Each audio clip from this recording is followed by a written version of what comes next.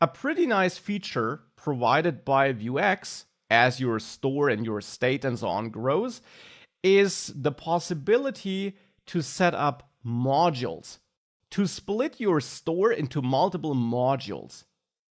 You may only have one store per application, but this store can be made up of multiple modules to keep your code more manageable. You automatically, if you don't set up any modules, have one module, you could say the root module, the root state, but you can then add as many other modules as you want. For example, one module for the counter and another module for authentication.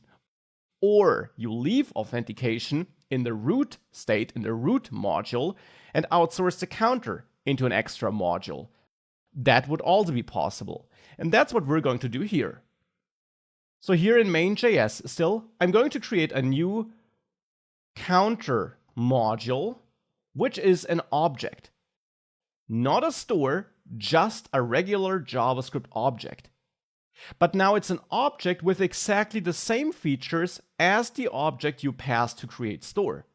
So it may have a state method, it may have mutations, which is an object, it may have actions, which is an object, and getters. So exactly the same features. And in state, we of course also return an object. But now we can move our counter state here out of this global store into this counter module. The same for the mutations related to our counter. Grab them and move them here into mutations. The same for the actions, of course. Grab the counter-related actions, remove them from our global store, and add them to actions here. And you guessed it, the same for our getters.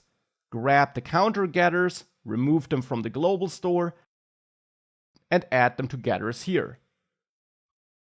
With that, our global store, our main store, is way leaner. It now has only the auth logic left, and we could put this logic into a separate module as well if we wanted to. But how do we now get the module back into the store? Well, create store, this object here, also takes a modules option. And modules is an object. And here, you now add all the modules you want to merge together into one store. You give every module an identifier of your choice, for example, counter, or numbers, or whatever the name should be. This is up to you. Here I'll go with numbers. And then point at the module object that should be merged. In this case, the counter module. Like this. And now this will be merged into this store.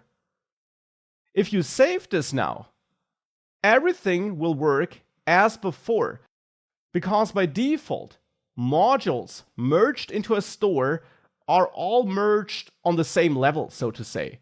So if you merge a module into this store, it is as if you would have defined all the getters and so on directly in the store, as we had it before a couple of minutes ago.